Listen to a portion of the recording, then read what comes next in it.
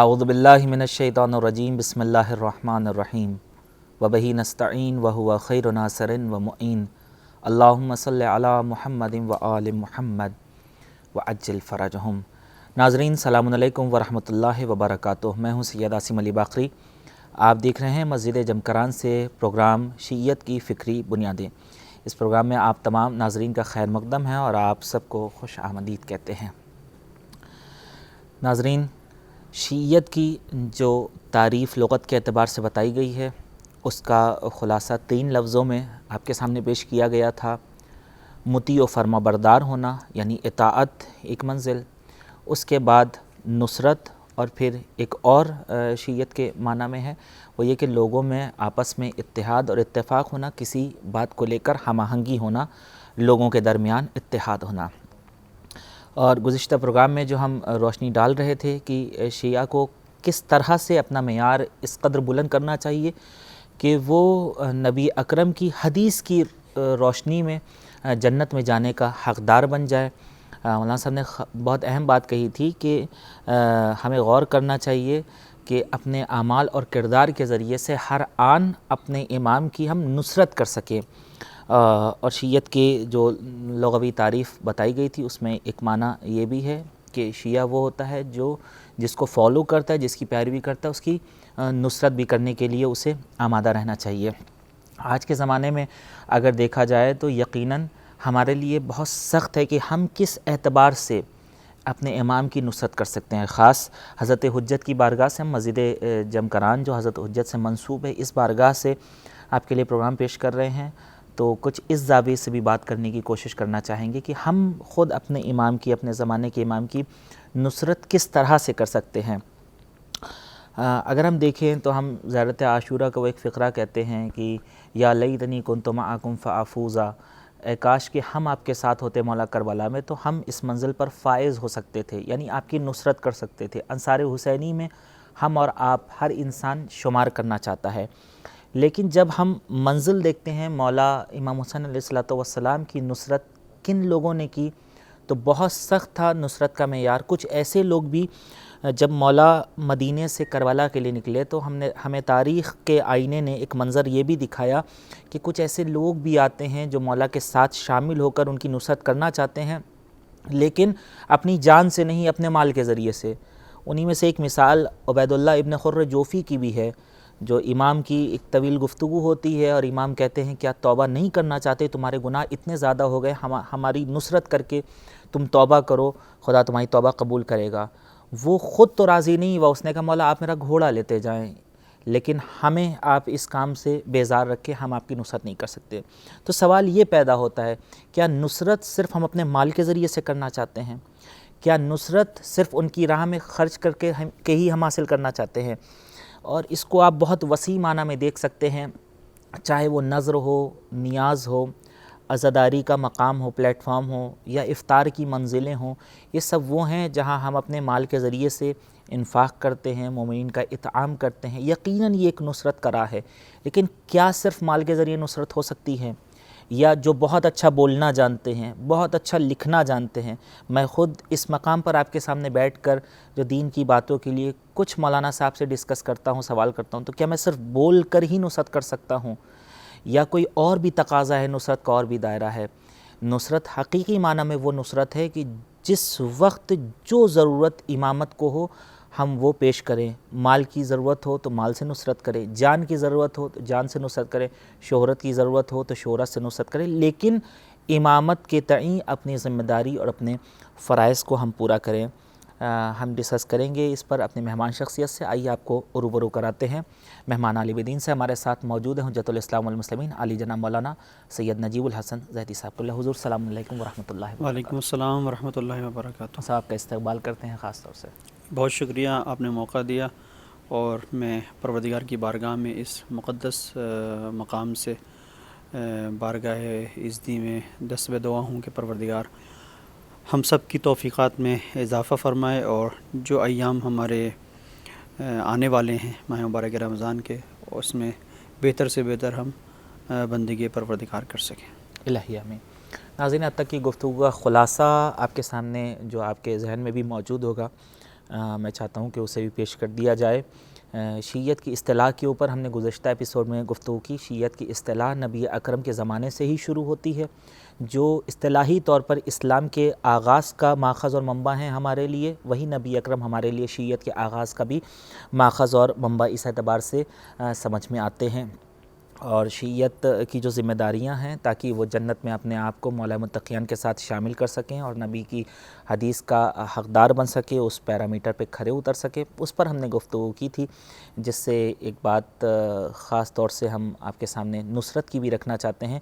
شیعہ کی تعریف کا ایک معنی یہ تھا کہ شیعہ ناصر ہوتا ہے، نصرت کرتا ہے۔ تو کیا شیعت جو ہم سے نصرت کا تقاضا کر رہی ہے، کیا نصرت ان معنی میں جو ہم اور آپ سمجھتے ہیں وہی نصرت ہے، یا نصرت کو معصومین نے کیسے دیکھا ہے اور ان کی بارگاہ میں کس قدر یہ نصرت کا معنی قبول کیا جائے گا انسانیت سے، ان کے چاہنے والوں سے، اس پر ہم گفتگو کریں گے اور یہیں سے آج اپنی گفتگو کا آغاز کرنا چاہیں گے۔ مطلب جیسا کہ ہمارا سوال روشن ہے، آپ نے بھی ذکر کیا تھا گزشتہ ایپیسوڈ میں نصرت کا، ہم چاہتے تھے یہ بات رہ نہ جائے، اسی لیے آج ہم اپنی گفتگو کا آغاز یہیں سے کرنا چاہیں گے کہ امام کی نصرت کیسے کی جا سکتی ہے اور پھر اپنے آپ کو اس نصرت کے ذریعے کیسے حقیقی شیعہ بنایا جا سکتا ہے۔ بسم اللہ الرحمن الرحیم۔ چونکہ شیعہ ہونے کا مطلب یہ ہوتا ہے کہ ہم پیرو امام ہیں۔ جناب سلمان فارسی کے سلسلے سے خاص طور پہ ملتا ہے کہ جس فضیلت اور جس عظمت کو آپ نے حاصل کیا، جس مقام پر آپ پہنچے کہ سلمان من اہل البیت، یوں ہی نہیں حاصل کر لیا۔ بعض علماء نقل کرتے ہیں کہ اتنا زیادہ پابند تھے مشایعت میں، پیروی میں، کہ اگر مولا گزرتے تھے کہیں سے اور جناب سلمان فارسی کو اس کے بعد گزرنا ہوتا تھا تو پیروں کو وہیں پہ رکھتے تھے جہاں پہ مولا کے نقشے پا ہوتے تھے کہ میرا مولا یہاں سے گزرا ہے۔ یعنی پیر بھی انحراف ظاہری طور پر تو چل سکتے تھے ایسے ادھر ادھر، لیکن کہتے تھے میں پیر بھی ایسی جگہ پر کیوں رکھوں کہ جہاں پر میرے مولا کے قدم نہ ہوں، تو وہاں پر پیر رکھتے ہوئے پہنچتے تھے۔ یہ مشایعت تھی ظاہری طور پر۔ بہرحال یہ وہ چیز ہے کہ جس کا مطالبہ ہم سے نہیں کیا گیا ہے، لیکن جناب سلمان فارسی کی منزل تھی، منزل اطاعت یہ تھی کہ وہ اس کا بھی خیال رکھتے تھے۔ ہم سے جو مطالبہ کیا گیا ہے کہ ہم حرام سے بچیں، واجبات کو انجام دیں، یہی ائمہ طاہرین علیہ السلام کی نصرت ہے۔ عینونی بورع و اجتہاد۔ ہمارے ایک استاد نے اس بات کو نقل کیا کہ ایک زمانے میں آیت اللہ بہجت مشہد مقدس کی زیارت کے لیے گئے ہوئے تھے، تو ان کی ملاقات ہوئی آغا بہجت سے۔ تو استاد نقل کرتے ہیں کہ جب حرم امام رضا علیہ السلام کے باہر آغا بہجت پہنچے تو منزل یہ تھی کہ گنبد چمک رہا تھا آپ کا، جی، امام رضا علیہ السلام کا گنبد چمک رہا تھا، طلائی گنبد، سنہرا گنبد، اور آغا بہجت وہاں پہ کھڑے ہوئے ایک کیفیت میں تھے، گویا حدیث دل کر رہے تھے مولا سے، نجوہ جو بھی ہو۔ تو انہوں نے سوچا کہ میں سوال پوچھوں آغا بہجت سے کہ ہمیں کیا کرنا چاہیے، چونکہ بہرحال بہت سارے اخلاقی نصائح اور آپ کی پندآموز نصیحتیں آپ کی موجود ہیں، مواعظ، اور ایک شخصیت تھی آغا بہجت کی، عرفان میں ایک مقام حاصل تھا، پروردگار ان کے درجات کو بلند کرے۔ الہی آمین۔ تو انہوں نے ان سے سوال کیا، جو آپ کا سوال ہے کافی حد تک اس کا جواب اس آغا بہجت کے جواب میں ہے، ضرور پیش کریں۔ کہ انہوں نے سوال کیا کہ آغا یہ بتائیے کہ ہم کیا کریں کہ بندگی کی راہ میں لغزش نہ ہو، ہم آگے بڑھتے رہیں، راہ بندگی پر ہم آگے بڑھتے رہیں اور ہمارے پائے استقلال میں لغزش نہ ہو اور خدا ہم سے راضی رہے، ہم کیا کریں؟ جی، تو آغا بہجت نے بہت مختصر جواب دیا، اشارہ کیا گنبد کی طرف، کہ دیکھو یہ جو شخصیت ہے، جہاں پر اس نے کہا ہے چلو تو چل پڑو، واہ، جہاں اس نے کہا ہے رک جاؤ تو رک جاؤ۔ میں مفہوم عرض کر رہا ہوں، کہا کہ جہاں پر اس نے کہا ہے یہ کام کرو اسے کر ڈالو، جہاں اس نے کہا ہے کہ مت کرو رک جاؤ، بس یہی تمہاری کامیابی ہے۔ سبحان اللہ۔ تو اب اگر ہم چاہتے ہیں کہ ہم نصرت کریں اپنے امام کی، کیسے نصرت ہوگی؟ تو اس نصرت کا ایک بہترین طریقہ جو آقا بہجت نے بھی بتایا وہ یہی ہے کہ ہم یہ دیکھیں کہ ہمارے امام نے کہاں پر ہمیں پکارا ہے اور کہاں پر ہم سے کہا ہے کہ یہ کام مت کرو. جی. تو جہاں امام نے ہم سے کہا ہے کہ ہم آگے بڑھیں وہاں پہ ہم بڑھتے رہیں. امام نے کہا ہے کہ اللہ کی اطاعت، اللہ کی بندگی کی راہ میں تم قدم آگے بڑھاؤ. امام نے کہا ہے اپنے وجود کے اندر معرفت پیدا کرو. تو جب ہم اس انداز سے اپنی زندگی کی گاڑی کو لے کے چلیں گے تو یہ نصرت ہوگی. لیکن ہمیں اس میں سوچنا پڑے گا جی. کہ جو مطالبہ امام کا ہے ہمیں اس میں 100% اترنا پڑے گا، اس مطالبے کو پورا کرنا ہوگا. جی. امام ایک چیز کہہ رہے ہیں ہم اس سے کمتر. مثلا آپ فرض کریں کہ بڑی شخصیت ہیں، عبداللہ ابن عمر کی شخصیت ہے کہ بہرحال صحابی تھے. امام علیہ السلام جب نکل رہے ہیں مکے سے تو ایک خاص انداز ہے وداع کا جی. جو آپ کو ملے گا تاریخ میں، کہ امام سے کہتے ہیں کہ آپ اپنے پیرہن کو ہٹائیے تاکہ سینے اقدس کا بوسہ لے لوں. کیوں؟ چونکہ پیغمبر کو میں نے دیکھا ہے کہ وہ بوسہ لیتے سنت پہ عمل کرنا ہے. لیکن امام نے کہا کہ میرے ساتھ چلو، من کان بادنا فینا فلیرحل معنا، ہمارے ساتھ چلو. لیکن ساتھ نہیں گئے. کہ نصرت اس حد تک کہ امام کا ایک احترام ہے، عقیدت سے سر جھکا لیتے ہیں، امام سے ایک محبت ہے، سینے کا بوسہ لیں گے. تو ایک سوال ہے ہم سب کے لیے، خود میرے لیے، کہ میں جو جا کے زری کو چومتا ہوں، میں جا کے حرم کو در دیوار کو چومتا ہوں، اپنی آنکھوں کو مس کرتا ہوں، اپنی پیشانی کو مس کرتا ہوں، اپنے چہرے پر زری سے ہاتھ مس کرنے کے بعد پورے چہرے پر پھیرتا ہوں کہ تبرک ہے، ایک تقدس ہے، ایک اظہار محبت ہے، ایک معرفت میرے وجود کے اندر پیدا ہو، ایک چراغ معرفت جلے اس دل میں. یہ ساری چیزیں ہیں. لیکن کیا میں زری کو چومنے کے ساتھ ساتھ اس بات پر بھی اعتقاد رکھتا ہوں کہ وہ مقامات کہ جن کی طرف ہمارے آقا اور مولا نے جن کو بہت عالی ترین منزل پر جن مقامات کی طرف اشارہ کیا ہے، جو مقام بندگی ہے، جو عرفہ ترین مقام ہے، جس اطاعت کی طرف ہمیں پکارا ہے، جس پیروی کی طرف ہمیں بلایا ہے، کیا میں امام کی بات بھی سننے کے لیے تیار ہوں؟ جیسے ظاہری طور پر بالکل ایسے سمجھ لیں آپ کہ ایک گھر ہے، اس گھر میں بہت سارے لوگ اپنے ماں باپ سے محبت کرتے ہیں. اب ایک اطاعت کی منزل، ایک نصرت کی منزل یہ ہے کہ فرض کریں ایک گھر کا ایک فرد، ایک بیٹا جب بھی اپنے باپ کو دیکھتا ہے احترام سے کھڑا ہو جاتا ہے. باپ کو دیکھ کر باپ کو اپنی جگہ پر بیٹھاتا ہے، اس کے ہاتھوں کا بوسہ لیتا ہے، باہر نکلتا ہے پیشانی کا بوسہ لیتا ہے، گھر میں آتا ہے سب سے پہلے اپنے باپ کے پاس آتا ہے. یہ سب احترام کی کیفیت ہے جو ظاہری طور پر دکھا رہی ہے. اب اگر آپ ایسے گھر میں ہوں تو آپ کیا کہیں گے؟ یہ تو بہت زبردست بیٹا پایا ہے. اور آپ فرض کریں اب اس باپ کے پاس گئے، آپ نے کہا کہ ماشاءاللہ ماشاءاللہ، اور باپ کی آنکھوں میں پھر آنسو آ گئے. باپ نے کہا کہ ہاں اس کے لیے آپ دعا کی. آپ نے اس سے پوچھا کہ بھائی کیا معاملہ ہے، کیوں ایسا؟ تو بیٹا کہیں نصیب نہیں ہوتا ہے اتنی. تو آپ کہیں گے ہاں یہ سب تو بہت کرتا ہے وہ، لیکن میری کوئی بات نہیں سنتا. اللہ اکبر. میرے بغیر کہے ہوئے میرے بینک سے پیسے نکال لیتا ہے. میں کہتا ہوں پڑھائی کرو، پڑھائی نہیں کرتا ہے، لیکن میرا احترام بہت کرتا ہے، بس احترام بہت کرتا ہے. تو یہ جو ہے یہ کیا منزل ہے کہ اسے اطاعت کہا جائے گا؟ کیسے کہا جائے گا اطاعت ہے؟ یہ اطاعت کی منزل پر بھی نہیں ہے.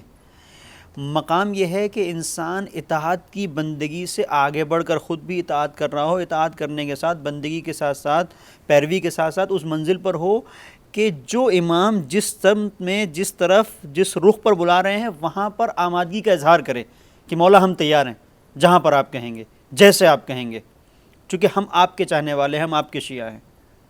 دیکھیں ولایت کا جو ایک مفہوم ہے جو علماء نے لغت میں بیان کیا وہ یہ ہے کہ تمہارے درمیان اور تمہارے ولی کے درمیان میں کوئی فاصلہ نہ ہو.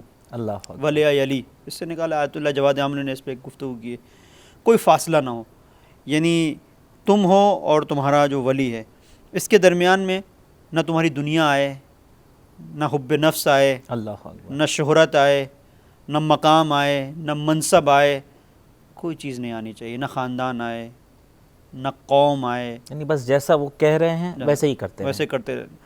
تو یہ منزل ہے منزل نصرت، بے شک، اور یہاں پر ہم کہہ سکتے ہیں کہ ہاں ہم حق ولایت کو پورا کر رہے ہیں کسی حد تک۔ آپ کے پیش نظر ہے، اور آپ نے شاید تذکرہ بھی کیا، حر جوفی کا، حر جوفی، ہاں، حر جوفی کے سلسلے سے اسے ابن حر کے عنوان سے جی، مختار نامے میں بھی پیش کیا گیا ہے۔ ایک بہت ہی متضاد کیریکٹر ہے، چونکہ ہماری گفتگو یہ نہیں ہے، میں تفصیل سے نہیں جاؤں گا، میں صرف اشارہ کر رہا ہوں۔ مولا نے بلایا تو کیا کہا، مولا میں آپ کو یہ گھوڑا دینے کے لیے تیار ہوں، یہ تلوار لے جائیے۔ یہ تلوار وہ ہے کہ جب بھی میں نے چلائی ہے تو اپنے سامنے والے کو میں نے تحقیق کیا ہے۔ گھوڑا وہ ہے کہ جب بھی میں نے کسی کا تعاقب کیا اس تک پہنچا ہوں، اور اگر کوئی میرے پیچھے پڑا ہے اور اس گھوڑے پر میں بیٹھا ہوں کہ اس سے بچ جاؤں تو اس نے مجھے پہنچ نہیں سکا، مجھے منزل تک پہنچایا، یہ گھوڑا ہے۔ انہوں نے کہا مجھے تیرا گھوڑا نہیں چاہیے، نہ تیری تلوار چاہیے۔ اب یہ ایک منزل ہے۔ یہ دو حر ہیں جن کے کیریکٹر کو پیش کیا جا رہا ہے۔ واہ، ایک حر وہ ہے کہ جو سب کچھ چھوڑ کے آ رہا ہے، اس کے پاس سب کچھ ہے، اس کے پاس مال، دولت، ثروت، اور جو ساری چیزیں منصب عہدے کے اعتبار سے آپ دیکھیں تو ایک بڑی شخصیت ہے، 1000 کے لشکر کا وہ ٹکڑی کا سربراہ ہے، سردار ہے، اس کے باوجود سب کچھ چھوڑ رہا ہے اور چھوڑ کے آ رہا ہے، چونکہ امام یہ چاہتے ہیں کہ تم میرے ساتھ آؤ، تمہاری نجات ہے۔ اب آپ دیکھیے وہ حر کہاں ہیں اور یہ حر کہاں ہیں۔ یہ حر جوفی کے سلسلے سے اگر آپ دیکھیں گے تو آپ کو ملے گا کہ امام حسین علیہ السلام کی شہادت کے بعد یہ متوجہ ہوتا ہے۔ اب یہاں پہ غور کریں، یہ متوجہ ہوتا ہے نصرت کیا ہے۔ کیا یہ نصرت ہے کہ ہم اگر اپنی غلطی کے اوپر متوجہ ہو گئے تو ہم توبہ کر رہے ہیں، ہم گریہ کر رہے ہیں، مولا ہم نے غلطی کر دی، ہم سے غلط ہو گیا، نہیں مولا اب ہم شرمندہ ہیں۔ نہیں، صحیح وقت پہ صحیح فیصلہ کرنا امامت کی بالکل، نصرت کے لیے۔ اب یہ آ کے گریہ کرتا ہے، روتا ہے، توبہ کرتا ہے، اور اس کے اشعار تاریخ میں محفوظ ہیں۔ میں نہیں جاؤں گا، بہرحال اس کے اشعار ہیں کہ مولا مجھ سے غلطی ہو گئی، اور بہرحال یہ دنیا جو ہے وہ تاریک ہے، اور آپ کے بغیر جو ہے سب کچھ اندھیرا ہے اور کچھ بھی نہیں ہے، یہ ساری چیزیں۔ لیکن اس کے بعد جب توبہ کرنے کے بعد اٹھتا ہے تو وجود میں تو یہی ہے کہ ہاں میں جو ہوں مولا کا ساتھ دوں گا، لیکن پھر آپ دیکھیے کہ آتا ہے، ٹھیک ہے، امام حسین علیہ السلام کے قاتلوں سے بدلہ لینے کے لیے جناب مختار کے ساتھ میں آ جاتا ہے، لیکن مختار کے ساتھ ہونے کے بعد ایک منزل وہ آتی ہے کہ جہاں پر مالی کچھ مسائل پیدا ہوتے ہیں ابراہیم بن مالک اشتر سے، لہذا وہ محاذ پر ہیں جنگ کے، وہ وہیں سے، یہ کوفے میں نہیں ہے، وہیں سے یہ الگ ہو جاتا ہے، جناب مختار سے الگ ہو جاتا ہے۔ الگ ہونے کے بعد اب مصعب کے ساتھ ہو جاتا ہے، پھر مروان کے ساتھ چلا جاتا ہے، پھر بری ایک دردناک موت مرتا ہے، جی، ہلاک ہو جاتا ہے۔ اب آپ یہ دیکھیے کہ جو میں اشارہ کرنا چاہتا ہوں کہ اگر ہم توبہ بھی کر رہے ہیں اور توبہ کے اندر بھی یہ چیز اگر نہیں ہے کہ معرفت امام ہو، بغیر معرفت کے ہم یوں توبہ کر رہے ہیں، تو یہ توبہ ابن حر کی توبہ بھی ہو سکتی ہے، جیسے اس کی توبہ تھی، اس کی توبہ نے اس کو کوئی فائدہ نہیں پہنچایا۔ ایک توبہ حر جوفی کی توبہ ہے، ایک توبہ حر کی توبہ ہے، دونوں میں کتنا فرق ہے۔ جی، آپ دیکھیں کہ اس کے پاس سب کچھ ہے اور سب کچھ چھوڑ کے آ رہا ہے۔ تو حقیقت میں جو نصرت کا مفہوم آتا ہے وہ یہاں پر آتا ہے کہ ایک انسان اپنے امام کے ہمراہ کس انداز سے ہے، جی، کہ مطلق طور پر اس نے اپنے آپ کو امام کے حوالے کر دیا ہے۔ یہ بڑی منزل ہے، ہم کہہ تو رہے ہیں لیکن ظاہر ہے کہ ہم خود سمجھ سکتے ہیں، ہر ایک انسان خود سمجھ سکتا ہے کہ ضمیر کی عدالت سے بڑی، کسی نے بڑی اچھی بات کہی ہے کہ ضمیر کی عدالت سے بڑی کوئی عدالت نہیں ہے، بے شک، اور ضمیر کی عدالت سے بڑا کوئی جج نہیں ہے، کہ جہاں پر تنہائی ہو، تنہائی کی کوٹ لگے، تنہائی کی عدالت ہو، اور اس میں ضمیر جج بنا ہو، وہ خود فیصلہ کرے گا کہ آپ کتنے بڑے مجرم ہیں، آپ کہاں پر ہیں، یہ ضمیر آپ کا بتائے گا۔ تو ہم خود اپنے اگر ضمیر کی عدالت میں جائیں اور کورٹ وہاں پہ منعقد ہو تو اب خود ہمارا ضمیر وکلا بھی لے کے آئے گا، وکیل ہمارا جو ہے دفاع بھی کریں گے، سب کچھ کرنے کے بعد مختلف بہانے ہمارے وکیل بنیں گے، ایسا تھا ویسا تھا، سب کچھ کرنے کے بعد اب ہمارا ضمیر خود فیصلہ سنائے گا۔ وہ جو فیصلہ سنا رہا ہے وہی حقیقی فیصلہ ہے کہ ہم کتنے ناصر ہیں، کتنا اپنے آقا کی مدد کرنے کے لیے تیار ہیں۔ تو شیعت کے لیے جو بنیادی چیز ہے وہ اطاعت کے ساتھ نصرت ہے، اور نصرت کی منزل یہ ہے کہ جو کچھ تمہارا آقا، تمہارا امام، تمہارا والی، تمہارا ولی، سرپرست، حاکم کہہ رہا ہے بعنوان امام، اور اس کی اطاعت تمہارے اوپر واجب ہے، اس کی بات کو سنو، اور بیچ میں کوئی چیز حائل نہیں ہونی چاہیے۔ یہ مفہوم ہے نصرت۔ بہت خوب، جزاکم اللہ خیر۔ تو ناظرین، یقیناً شیعت کی تعریف کا ایک معنی یہ بھی ہے کہ اطاعت اور فرما برداری کے ساتھ لوگوں میں اتحاد کے ساتھ ساتھ نصرت کرنا چاہیے، جس کے ہم پیروکار ہیں، جس کے شیعہ ہیں، اور نصرت اسی معنی میں ہو سکتی ہے، اسی وقت نصرت کا معنی مکمل ہو سکتا ہے جو امام ہم سے تقاضا کر رہا ہے، جس چیز کی امامت کو ضرورت ہے ہم وہ کریں۔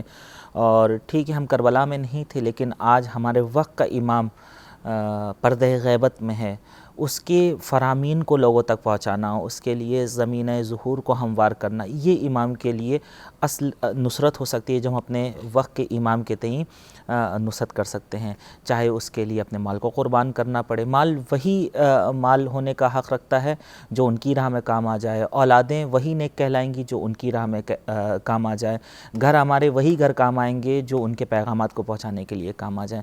لہٰذا اس نصرت کے مفہوم کو اس طرح سے ادا کر کے اپنے امام کا ناصر بن کے، امام کے ساتھ ہو کر فائزین کے لیے اپنے آپ کو تیار کر سکتے ہیں، اور ان کے ساتھ جنت میں کامیاب ہونے کے لیے ہم اپنے آپ کو آمادہ کر سکتے ہیں۔ گفتگو ابھی جاری رہے گی، رکیں گے ایک چھوٹے سے وقفے کے لیے، لوٹیں گے وقفے کے بعد۔ دیکھتے رہیے شیعت کی فکری بنیادیں۔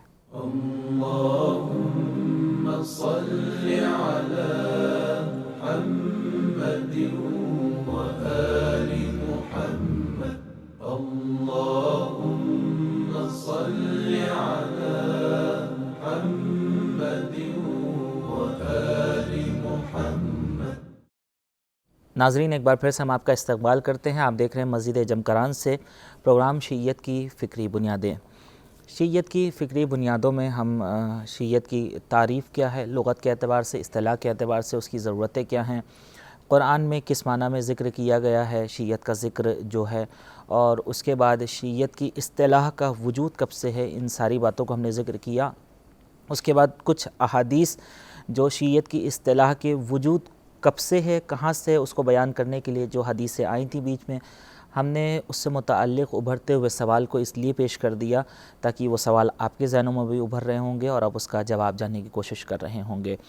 اب اصطلاح کے وجود کے بعد اب ہم جاننے کی کوشش کریں گے جو شیعت کے اوپر سب و شتم کیا گیا ہے، جو الزام تراشی کی گئی ہے، اور مختلف زمانے میں مختلف اعتبار سے اس کے اوپر الزامات لگائے گئے ہیں۔ ہمارے رہبروں کو، ہمارے معصومین کو اسی لیے لوگوں سے دور رکھنے کی ایک پالیسی اپنائی جاتی رہی ہے گزشتہ حکومتوں میں، تاکہ وہ جتنا لوگوں سے دور رہیں اتنے پیغام ان کے دور رہیں، چونکہ حقیقت میں، حقانیت میں وہ جذابیت ہوتی ہے کہ اگر حق کو پہنچا دیا جائے تو لوگ اس کے گرویدہ ہونے لگتے ہیں، لوگ اسے ماننے لگتے ہیں۔ یہ باطل کا شعار ہوتا ہے اور اس کی فطرت ثانوی ہوتی ہے کہ باطل اپنے مکتب کو پھیلانے کے لیے زر خرید غلام لے کر آتا ہے، رشوتوں کے اوپر لوگوں کے قلم کو خریدتا ہے، زبانوں کو خریدتا ہے تاکہ اپنے مکتب کو پروان چڑھا سکے، لیکن حقیقت کو ایسا کچھ کرنے کی ضرورت نہیں ہوتی ہے۔ باطل پیسے دے کے خریدتا ہے، حق اپنے پیسے لٹا کے اپنے مکتب کو پروان چڑھاتا ہے، اپنی جان کا نذرانہ دے دیتا ہے۔ اور اسی لیے معصوم نے فرمایا ہے کہ اگر ہمارے بیان کو، ہمارے حسن کلام کو اگر لوگوں تک پہنچا دیا جائے لَتَّبَعُونَ، تو ہمارے حسن کلام میں، ہمارے کریکٹر میں، ہماری سیرت میں اتنی جذابیت ہے کہ لوگ خود بخود گرویدہ ہو جائیں گے ہمارے۔ اس لیے حکومتوں نے پالیسیز اپنائی، کسی امام کے ساتھ جہاد کیا، کسی امام کے ساتھ مقابلہ کیا، کسی امام کے ساتھ میدان میں آئے، کسی امام کو زہر دیا، کسی امام کو زندان کے حوالے کیا، تاکہ لوگوں کے درمیان اور امام کے درمیان ڈسٹنس کم ہو جائے، اور اس طرح سے شیعت سے لوگوں کو منحرف کر سکیں اور شیعت کو تقویت نہ ہو سکے۔ اور اسی طرح سے ایک کوشش یہ کی گئی کہ شیعوں کو رافضی کہا جانے لگا، اور ایک اصطلاح ایسی پیدا کی گئی کہ جس کے ذریعے سے لوگوں کو ان سے دور کیا جائے اور لوگ زیادہ تر شیعت سے نہ جڑ سکیں۔ یہ اصطلاح کب سے ہے، کب وجود میں آئی، کیوں وجود آئی، اس پروگرام میں ہم آپ کے سامنے پیش کریں گے اور مولانا صاحب کے حضور میں آپ کو لے چلتے ہیں۔ مولانا صاحب، سوال ہمارا تقریباً واضح ہے کہ شیعت پہ جو طرح طرح کی مشکلات تھیں وہ الزام ہیں، بہت ساری مشکلات ہیں، الگ الگ محاذ آرائیاں ہیں الگ الگ وقت میں۔ ایک اس میں سے یہ ہے کہ شیعوں کو متہم کیا گیا رافضی کے عنوان سے، تو یہ رافضی کیوں کہا گیا شیعوں کو اور کس بنیاد پہ اور کب کہا گیا؟ بسم اللہ الرحمن الرحیم۔ دیکھیں، رفض اگر آپ تلاش کریں گے لغت میں تو آپ کو ملے گا تتر بتر ہو جانا، منتشر ہو جانا۔ یہ جو مسئلہ ہے کہ شیعوں کو رافضی کہا گیا، اس کے پیچھے جو وجہ ہے وہ یہ کہ دو اسباب تھے۔ چونکہ شیعہ کسی اور کو اپنا رہبر اور قائد ماننے کے لیے تیار نہیں تھے، اور امیر المومنین علی ابن ابی طالب علیہ السلام سے تمام تر جو وابستگی تھی شیعوں کی وہ مولا سے تھی، اور ان کی جگہ پر کسی کو بٹھانے کے لیے قائل نہیں تھے اور نہ ہیں۔ جی، نتیجہ یہ ہے کہ انہوں نے کہا کہ گویا انہوں نے جو عام افراد ہیں، جو عمومی ایک رخ ہے، اس رخ سے ہٹ کر ایک نیا رخ قائم کیا ہے امامت کا۔ لہذا اسی لیے کہا گیا کہ یہ وہ لوگ ہیں کہ رفضہ، یہ باہر نکل گئے، یہ منتشر ہو گئے۔ جی، اب آپ اس کو دیکھیں، غور کریں گے تو آپ اس بات کو محسوس کریں گے کہ ملل و نحل میں اور فرقہ شناسی کے باب میں جب رافضیوں کی اور روافض کی گفتگو آتی ہے تو یہ ملتا ہے کہ جس طرح سے شیعہ کے بارے میں اس کا امپلیمنٹ مختلف جگہوں پر ہوتا تھا، اصطلاح شیعہ کا، اور مختلف جگہوں پر اسے استعمال کیا جاتا تھا۔ کہیں یہ پیرو اور اطاعت گزاروں کے معنی میں، ایک ایسے گروہ کے معنی میں جو نص سے قائل ہے ولایت امیر المومنین علی ابن ابی طالب علیہ السلام کا اور ان کی امامت کا، اور کہیں ان لوگوں کے بارے میں کہ جو امام علی علیہ السلام کو خلفاء پر برتر سمجھتے ہیں، کہیں ان لوگوں کے بارے میں استعمال ہوتا تھا جو صرف محبت کرتے ہیں۔ اسی طریقے سے یہ جو رفض ہے اس کے بھی مختلف معنی ہیں۔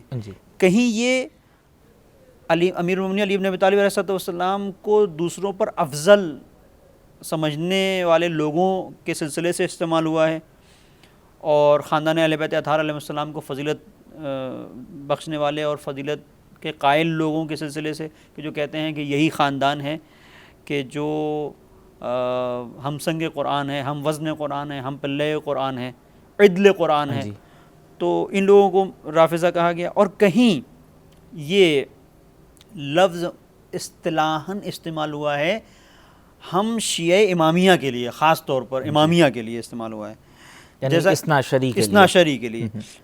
چنانچہ اشعری نے خاص طور پر اس کو بیان کیا ہے کہ جیسے ہم کہتے ہیں شیعہ اور امامیہ، یہ مساوی ہیں، شیعہ اور امامیہ، یعنی جو شیعہ ہیں وہی امامیہ ہیں، تو امامیہ اور شیعہ ایک ہی ہیں۔ تو اشعری نے کہا ہے کہ روافض اور شیعہ بھی ایک ہی ہیں، ایک ہی اس نے استعمال کیا ہے۔ کہا ہے کہ چونکہ دونوں جو ہیں وہ خلافت میں امیر المومنین علی ابن ابی طالب علیہ السلام کے نص کو تسلیم کرتے ہیں، لہذا دونوں ایک ہیں۔ جبکہ اب یہ میں اس کی کیفیت بیان کر رہا ہوں پورے دقیق طور پر، ہم اس کے معنی بھی بیان کروں گا اور اس کی وضاحت بھی ہوگی، لیکن آپ اس کو غور کیجئے کہ کس طرح سے مختلف انداز سے استعمال ہو رہا ہے۔ عبد القاہر بغدادی ایک شخصیت ہے، انہوں نے عجیب بات کہی ہے۔ انہوں نے کہا ہے کہ وہ تمام لوگ جو علی کے بارے میں زیادہ روی کرتے ہیں، علی امیر المومنین علی ابن ابی طالب علیہ السلام کے بارے میں زیادہ روی کرتے ہیں، اب ان کا کیا مراد ہے زیادہ روی سے؟ وہ سارے افراد کے جو غلو کرتے ہیں وہ سب کے سب جو ہیں وہ روافض میں سے ہیں، وہ رافضی ہیں، اور خاص طور پر لفظی یہی استعمال کیا ہے، شیعہ کی جگہ کلمہ رافضہ کو استعمال کیا ہے، اور روافض کو استعمال کرتے ہوئے پھر کہا ہے کہ یہ روافض جو ہیں، شیعہ نہیں کہا ہے، یہ روافض جو ہیں یہ 4 حصوں میں تقسیم ہوتے ہیں۔ روافض 4 حصوں میں تقسیم ہوتے ہیں، غلات، کیسانیہ، زیدیہ اور امامیہ۔ اب کہا ہے یہ امامیہ، یہ سب ایک ہی کیٹیگری میں ہیں۔ اب ان کا یہ آپ انداز دیکھیے کہ یہ سب کو ایک ہی کیٹیگری میں ڈالا ہے کہ یہ سب کے سب غلات میں سے ہیں، سب کے سب جو ہے وہ دین سے نکل چکے ہیں، سب کے سب دین سے خارج ہو گئے ہیں۔ اچھا، اب یہاں پر ایک منزل ہے، بڑی عجیب سی بات ہے، کہتے ہیں کہ زیادہ روی کرتے ہیں، امیر المومنین علی بن ابی طالب علیہ السلام کے بارے میں زیادہ روی کرتے ہیں.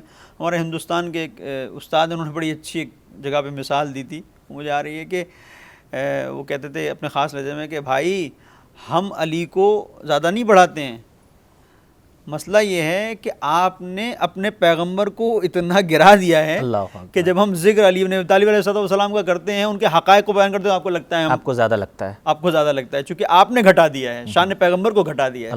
بہرحال تو یہ ہے کہ انہوں نے اس طرح سے عبد القاہر بغدادی نے اس انداز سے اس کو بیان کیا ہے. پھر بعض احادیث سے یہ ثابت ہوتا ہے اور بعض تاریخی منابع سے اس بات کو علماء نے بیان کیا ہے کہ خاص طور پر دشمنان اہل بیت اطہار علیہ السلام نے اس لفظ کو استعمال کیا ہے شیعوں کے بارے میں, اس لیے تاکہ ایک ان کے اوپر طنز کریں, جی ایک طنز و تشنیع کے عنوان سے استعمال کیا ہے. کبھی روافظ کہہ کے قتل کرتے تھے کہ رافضی اس کو قتل کر دو, چونکہ دین سے نکل گیا ہے, ایک بہانہ مل جاتا تھا. کبھی ان کے اوپر ٹارچر کرتے تھے, یہاں تک کہ اب آپ دیکھیں کہ حدیث ہے کہ ابو بصیر امام محمد باقر علیہ السلام کی خدمت میں حاضر ہوتے ہیں اور کہتے ہیں کہ مولا ہمیں جو ہے وہ رافضی کہا جاتا ہے.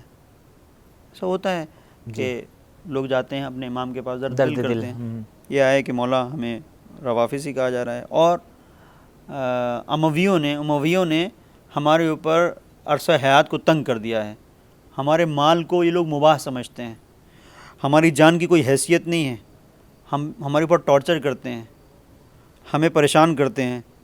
تو امام نے کہا کہ کیا کہتے ہیں وہ تمہیں؟ انہوں نے بتایا ابو بصیر نے کہ یہ لوگ ہمیں رافضی کہتے ہیں. تو امام نے کہا کہ ابو بصیر رافضی کہتے ہیں تو کیوں پریشان ہو تم؟ پھر امام نے ایک تاریخی حقیقت کی طرف اشارہ کیا. امام کہتے ہیں کہ تقریباً امام نے جو روایت نقل کی ہے اس کا مفہوم عرض کر رہا ہوں, 70 لوگوں نے فرعون کو چھوڑ دیا. فرعون کو چھوڑ کے وہ 70 لوگ جناب موسیٰ کے گروہ میں آ گئے. سبحان اللہ. اور موسیٰ کے گروہ میں آنے کے بعد ان کا طریقہ اتنا تھا کہ جناب موسیٰ کے جو جانشین ہیں ہارون خلیفہ کہ جس کے جناب موسیٰ نے دعا کی تھی, یہ جو 70 لوگ فرعون کو چھوڑ کے آئے تھے جناب موسیٰ کے ساتھ, سب سے زیادہ جناب موسیٰ کے بھی مطیع تھے اور سب سے زیادہ محبت جناب ہارون سے کرتے تھے, اور ان کو روافظ کہا گیا تھا. واہ. ان کو روافظ کہا گیا تھا چونکہ یہ فرعون کو چھوڑ کے آئے تھے. اس کا مطلب کیا ہوا؟ یعنی فرعون وہ تھا جو خدا کی جگہ پہ بیٹھا ہوا تھا. جی. اب روایت ہے, اب روایت سے آپ اس کا تھوڑا سا اس کو کھولیں گے, جو کہتا تھا کہ ہم سب کچھ ہیں, تو اگر کچھ افراد فرعون زمانہ کو چھوڑ کر اگر امام اپنے زمانے کے امام کو پہچانتے ہوئے ان کی راہ پر آ رہے ہیں اور ان کو روافظ کہا جا رہا ہے تو کون سی بری بات ہے؟ واہ. یہ کوئی ایسی چیز نہیں ہے. جی. ابو بصیر کو تسلی دی. ایک اور دلچسپ چیز ابھی میرے ذہن میں آئی, اور وہ یہ ہے کہ بنی امیہ یا بنی عباس میں سے کسی کا دور ہے, اور ظاہر بنی امیہ, اور اس دور میں ایک شخصیت ہے عمار دہنی کی, اور یہیں پر ایک شخصیت ہے ابو لیلہ ظاہراً اس طرح کا نام ہے, جو جج ہے, جو قاضی القضات ہے. عمار دہنی کا کوئی مسئلہ کچھ ہوا تھا, بہرحال گواہی کے لیے ان کو کسی نے پیش کیا. جی. کورٹ میں عدالت میں گواہی کے لیے پیش کیا.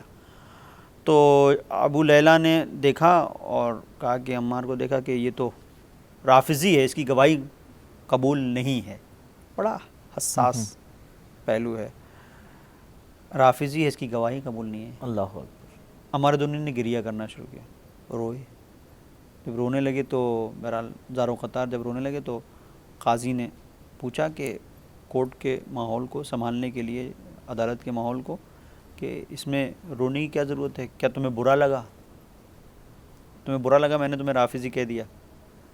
تو عمار دہنی نے کہا کہ نہیں, ایسا نہیں ہے, مجھے برا نہیں لگا.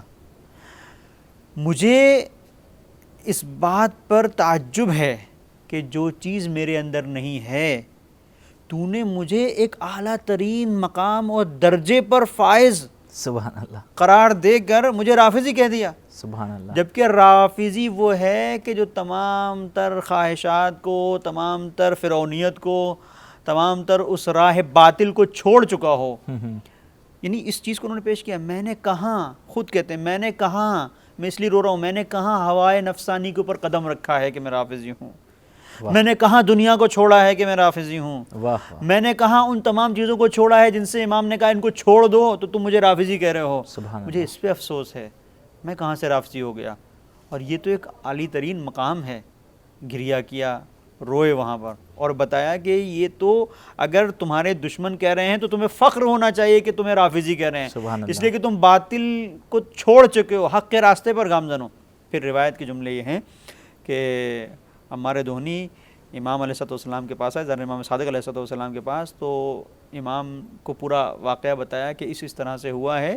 تو امام علیہ السلام نے کہا کہ سچے دل سے جو عمار نے اس طرح سے دعا کی ہے تو میں کہتا ہوں کہ پروردگار اس کو بخش دے گا، کیونکہ سچے دل سے اس نے اس بات کا اظہار کیا ہے کہ وہ مقام جو ہمارے شیعوں کا ہے، جس کی بنیاد کے اوپر ان کو روافض کہا جاتا ہے، انہوں نے سچے دل سے اظہار کیا ہے کہ میں اس پر نہیں ہوں.